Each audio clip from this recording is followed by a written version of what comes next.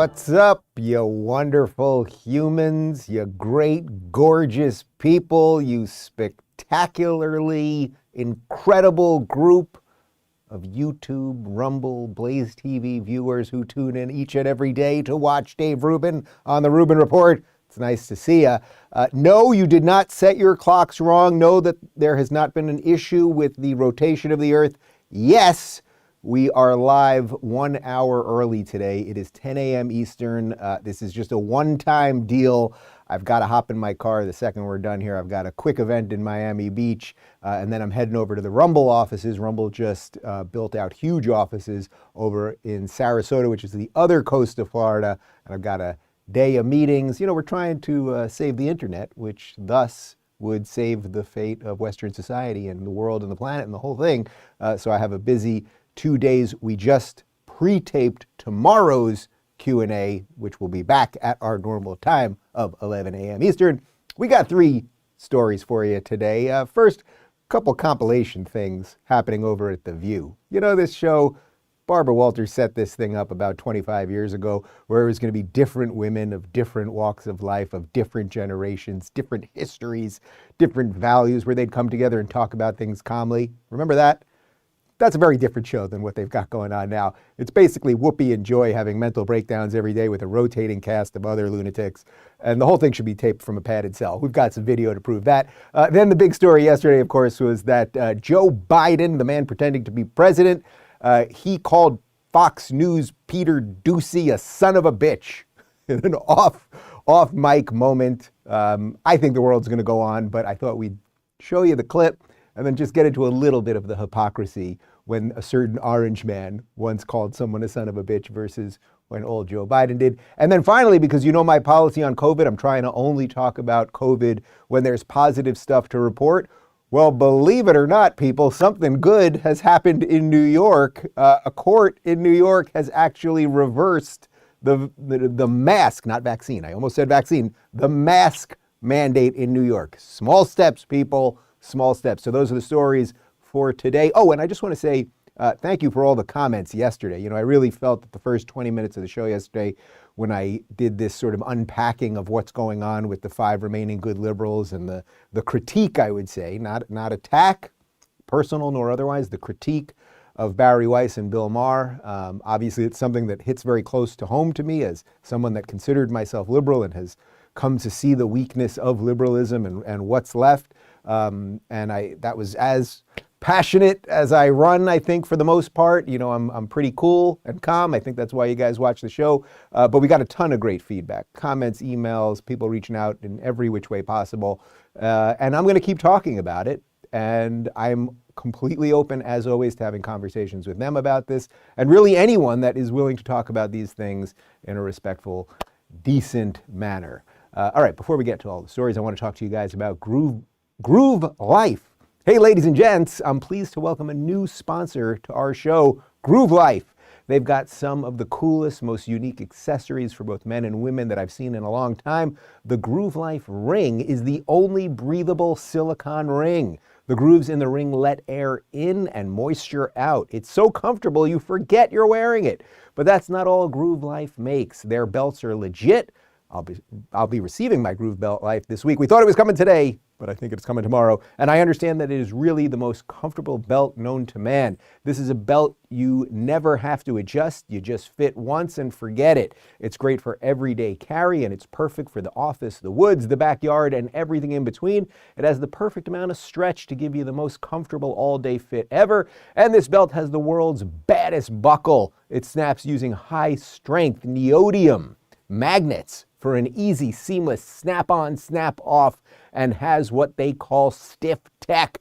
That means no folding in your belt loops. Groove Life also has a mission where we can get behind. Their goal is to serve people, inspire adventure, and reflect God in every aspect of their business. Groove Life has a 94-year no BS warranty on every product they sell. Cut it, stretch it, lose it, break it, no problem. Groove Life will replace it.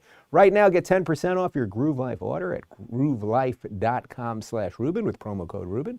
Go to groovelife.com/Rubin and use promo code Rubin for 10% off your Groove Life order. groovelife.com Rubin, promo code Rubin, now back to me. All right, let's talk about The View a little bit. So again, this is where the idea was that we were going to have this diverse set of women sitting at this big table and they were going to be talking it out. And for many years, especially while Barbara Walters was there, Barbara Walters, who was an actual journalist, I would say, an interviewer, and a mainstay in sort of mainstream American thought for decades, quite literally decades. Barbara obviously stepped away from the show. It's probably about 10 years now that she hasn't been on camera. So can we get the year that Barbara Walters stepped away from The View? But she was the executive producer and the creator of the show for many years. She brought on the other hosts. They had a really nice mix of things. And you may remember years ago on The View when they had Elizabeth Hasselbeck, and she was a really good conservative voice, and she would get into it with Rosie O'Donnell, who was a good liberal voice. Rosie has subsequently sort of lost her mind. But there was real debate and conversation on the show. Meredith Vieira was the moderator for many years. I used to watch. It was a good program that was doing a nice blend of politics and culture. Barbara retired from The View in 2014. I don't think she has any involvement anymore, so about 8 years ago, let's say. Anyway, the show has really devolved into sort of woke leftist lunacy, and people that I really liked, Whoopi Goldberg, Joy Behar, I used to like them. They were sane liberals. Whoopi is an incredible actress and great comedian. Joy was a good comedian, but they've just sort of lost their minds. So they played a clip yesterday on The View, actually going after Bill Maher, which is ironic considering what I was doing yesterday. And take a look. I don't want to live in your paranoid world anymore, your masked paranoid world. You know, you go out, it's silly now. You know, you have to have your mask, you have to have a card, you have to have a booster, they scan your head. Like you're a cashier and I'm a bunch of bananas. I'm not bananas, you are. That's not really funny to people who've lost their kids to this vaccine, or people who've lost family members or dear friends to this. It's just, you know, listen, nobody on the planet really wants to go through this. This is not something we're doing because it's, you know, sexually gratifying. This is what we're doing to protect our families. And you don't have to do it, but stay away from everybody. Because if you're the one who's not paying attention, and you're coughing and sneezing, you don't want to, then stay out of the public, man. This is not, nobody wants this. I don't want it. And I think he's forgetting that people are still at risk who cannot get vaccinated. People who can't get that. Little kids under the age of 5. Yeah. Or people with health conditions. How dare you be so flippant, man? There's still people that How dare you be so crazy, Whoopi? Okay, there's so much there. So first off, she misspoke when she said the thing about vaccines killing kids, unless she knows something that I don't know. But I'll grant her that that was a misspeak. Now, ironically, I guess I should start with this. Related to everything that Bill said, Bill, I agree with you, which is why you should not be voting for Democrats, right? That's what we talked about yesterday. So yes, you get it, Bill, but you should probably be living in a place like Florida and fighting for freedom, rather than living like in a place like Los Angeles where you're subjected to all of this nonsense. But let's put that aside. Everything that Whoopi said there was complete insanity. Putting the misspeak aside, the fear that she's talking about, and that young children can't get vaccines, and that there are sick people and all. Whoopi is sitting on a stage there at a table with 4 or 5 other women who are all maskless. Now, I suspect, and I think we know this for a fact actually, that everyone in that building, despite the fact that you have to be vaccinated to get into ABC's building right there, they still have all those people in masks. So you've got an entire audience of people in masks who already are vaccinated, and a group of hosts who can sit there without a mask. But then during commercial breaks, when the makeup people come and the hairspray lady and whatever they do to all of them to make them look human during commercial breaks, they're wearing masks, but the hosts aren't wearing masks. None of it makes any sense. But if you believe that somehow certain people, depending on their job, can spread COVID and certain people can't. In essence, rich people can't, which is why rich people can go into restaurants and they don't have to wear masks, but the servers, the waiters, the bartenders, the bus boys and the bellboys, they all have to wear masks. I mean, none of it makes any sense. But that really, the inconsistency in the policy is sort of aside, rather than Whoopi, and I really mean this, Whoopi. We'll try to get you this clip, Whoopi. You follow me on Twitter. I'll DM you this clip.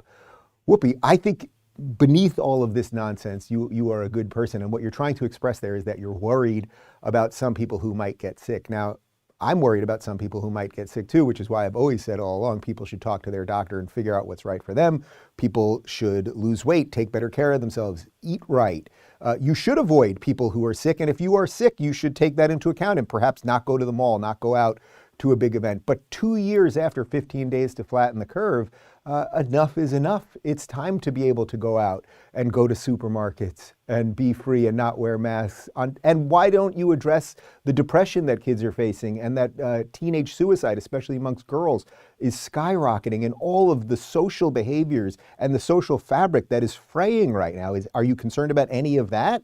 Or do you think that if we're just all vaccinated enough, even though you're vaccinated right now and you can still get COVID and still transmit COVID, do you just think that if we all just keep doing it, and wrap our heads in all of this stuff, that no one will get COVID? And will that make any of this better? Will the human experience be any better? Will our ability to flourish be any better? I don't think so, Whoopi. But Whoopi is not the craziest person on The View. And I'm not even going to show you a clip of Joy Behar here. Here's this woman, Sara Haines, and she is fearful of everything. To the post-mask part, because I think there's a prudence we've learned with the mask, the hand sanitizing, that kind of like 9/11 with flying is always going to be here now. There's a new normal. In the beginning, when at post 9/11, people didn't want to fly, and the security measures felt like, how do we do this, you know? And now it's the norm. I think some of the things we've learned in this pandemic are going to stay the same. I may never ride a subway again without a mask. I may never go indoors to big crowds and ever feel comfortable without a mask, and that's up to me to do that.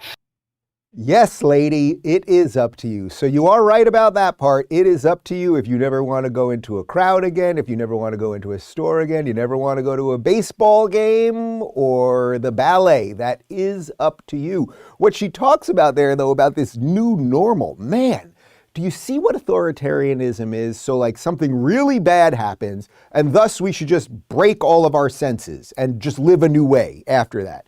Now, we can have a whole discussion about after 9/11, and you guys know I was in New York City for 9/11. It was intimately part of my life. It was part of everyone in America's life. Did we do all the right things after? Well, we invaded Iraq. It was the wrong country, so that wasn't good. Are all of the policies that we did, the Patriot Act, spying on our own citizens, now going to airports where you have to take off your shoes, and are any of these people even qualified for any of this? Go to the airport at JFK if you think these people are qualified to really be checking for bombs. We also know, by the way, and terrorist weapons and the rest of it, we also know, by the way, that when they do their like annual test where they just try to test to see if they get things through TSA, that they get all sorts of crazy stuff through anyway. But what she's really saying there is, bad things happen, and then we should just figure out a new way to live. So you should just wear masks forever, and you should just get injected forever and everything else. And it's like, no. How about no? How about the old way was pretty good? How about having privacy was pretty good? How about having a right to say this is the decision I'm making for myself is pretty good? How about the right to say no, just because the government says something doesn't mean it's the right thing? But these people, they live in endless fear. I guess that really is what this is all about more than anything else. I refuse to live in endless fear. It does not mean that I will make every decision correctly, right? So I did not get vaccinated. I got COVID. I know plenty of people that did get vaccinated and did get COVID. COVID did not affect me very much. It affected David a little bit more. Michael got COVID, affected him a little bit. Connor did not get COVID. We all spend a lot of time together in a office here, in a studio here. It's like everyone takes the things, their age, what are you doing to take care of yourself? Oh, maybe I won't do this inside. Like, you can all do all of that stuff. But if the driving force when you wake up in the morning is fear, you can see what it does to society. All of these videos that we've all seen of the people screaming at people for not wearing masks and getting up in their faces, which of course you would never do if you actually feared the vaccine, you'd be running the other way. It's like fear cannot be the driving force behind a society. And for whatever reason, we can go into all the reasons they may want fear to be the driving force. For whatever reason they want it, we cannot let them win on that. I refuse to let them win on that. And that's why, because I don't know that I've said anything about the free state of Florida today, that's why Florida is a great place. The people here are not dictated by fear. Things are open. And then just like Sara Haines on The View said, if you want to wear a mask, you can go out and wear a mask, but she's going to wear her mask forever. Okay. And by the way, some people will, and I think it's going to be a depressing amount of people that will always be out in masks forever. And do you think they will be fully actualized people who will live to their fullest extent, or will the fear that they have of this thing, 15 days to flatten the curve, will the fear that they have of this thing actually seep into every other part of their life? If fear is just like at the top of the hierarchy in the way you think about the world, do you think you can really get all the things you want to get done in the world? Do you think you can really become who you're supposed to be?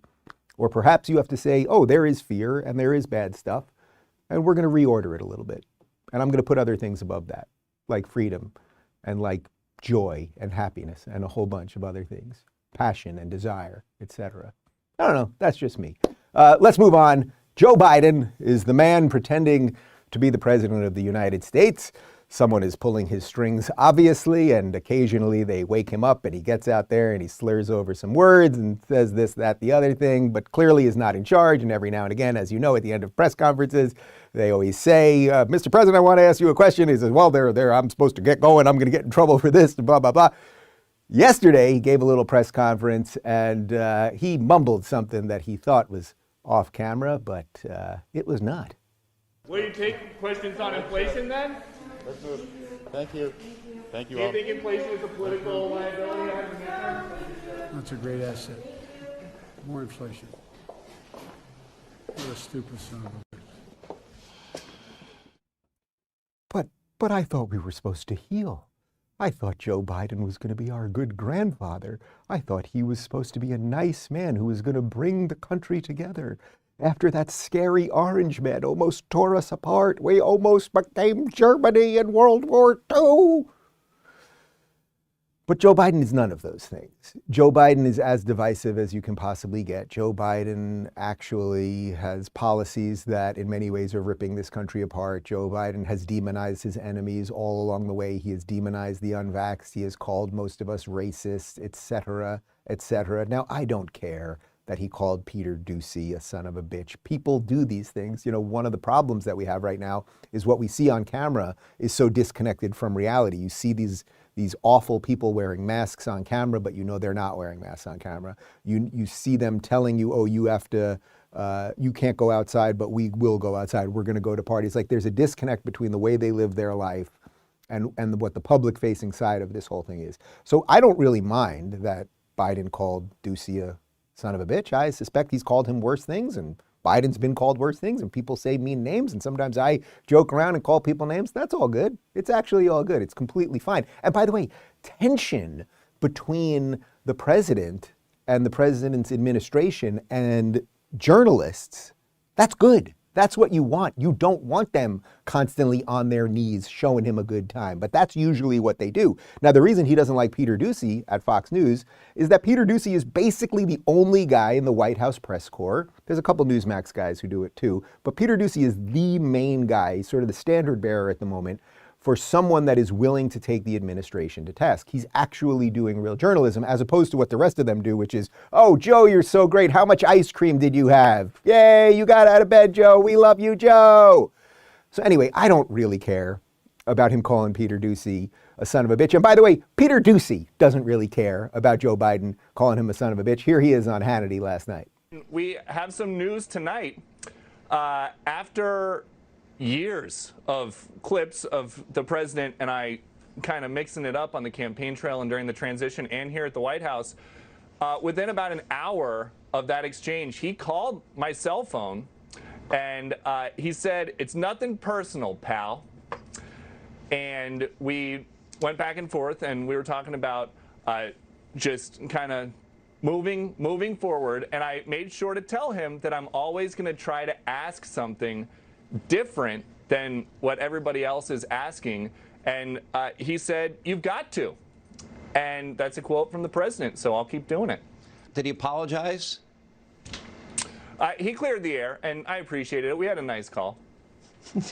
That's not an answer. Did he apologize? That doesn't sound like an apology. He said, "It's nothing personal, pal." Oh, and I pal. told him that I Okay, appreciated pal. him reaching out. Hey, John, The world is on the brink of like World War III right now I get with it. all this stuff going on. I appreciate that the president took a couple minutes out this evening while he was still at the desk to give me a call and clear At least the he air. called you pal. But you know what? I don't need anybody to apologize to me. He can call me whatever he wants.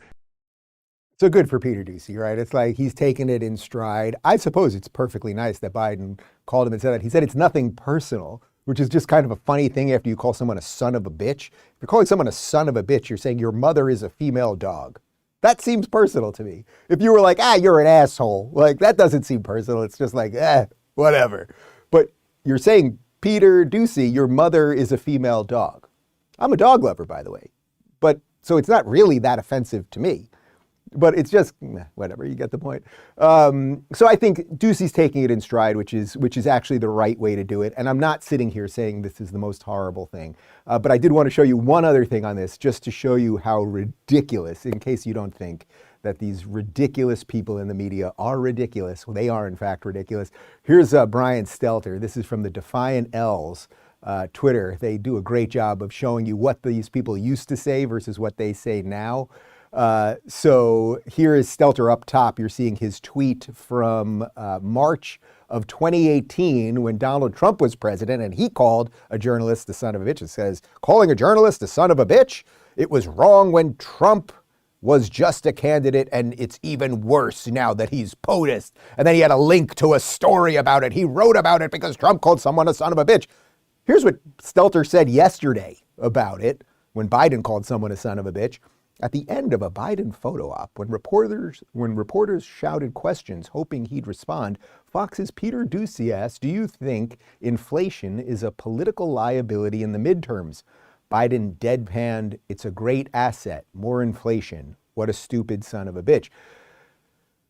Biden deadpan. So that's his way of saying Biden's joking when he calls someone a stupid son of a bitch. But when Donald Trump does it, we're going to write an article and it's worse than when he's a candidate. Anyway, you guys get it. These people are all frauds and ridiculous people and everything else. All right, guys, we got one more story for you. And this is a good COVID story. There is a chance people are fighting back. And although I think that if you live in a blue state, you really should flee, although only if you're coming here to vote the right way, I do think that there are signs that not everything is absolutely apocalyptic. The New York mask mandate is going to be reversed. We've got a quote here from the National Review. A New York State Supreme Court judge on Monday ruled that Governor Kathy Hochul's mask mandate for schools and other public locations is unconstitutional.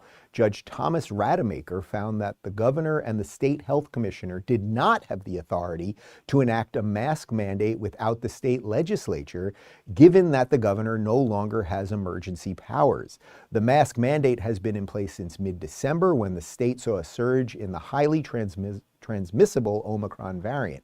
There can be no question that every person in this state wishes, wants, and prays that this era of COVID ends soon and that they will surely do their part to see that it is accomplished, Rademacher wrote in his decision. However, enacting any laws to this end is entrusted solely to the state legislature. While the intentions of Commissioner Bassett and Governor Hochul appear to be well aimed squarely at doing what they believe is right to protect the citizens of New York State, they must take their case to the state legislature. That's a pretty clear explanation of what's going on here. Now, I will add that at the end there, you're basically not impugning their motives. I've actually had it with these people's motives. I would say that Hochul, who, remember, nobody voted for her. She was installed after they took out Cuomo. Nobody voted for her. She has been the worst sort of authoritarian. So I don't know what her motives are. I do think these people honestly get off on ruining lives. I think they get off on the power of knowing that they can keep people in masks, that they can shut down businesses. I really do. But let's put the motives aside. The basis of the decision there is that the governor is not the king. Just because the governor wants to do something, you can't do it. This is what separation of powers is all about. The governor is supposed to be the chief executive of the state, the way the president is the chief executive of the country. The president is not supposed to make laws. We have the legislature to make laws, right? This is basic civics 101. I know you guys know all of this stuff. So the point is, whether her intentions are good or not, she cannot just decide you must wear masks to be in school. You must wear masks to be an employee of the government, et cetera, et cetera. So that shows you that that beautiful system that we created, that no part of government was going to get too much power, that if you chose to try to do something as an executive, that the legislature could fight you on it and the judiciary would decide what is legal. It actually is working even in as dysfunctional a place as New York. So there is hope, and I will keep finding the stories that give you hope, because I know not everyone can live in Florida. I know it. I know it. There is a lot of construction going on here, and a lot of people are coming here, and I should be sitting on the board of Florida Tourism. I'll talk to them about that.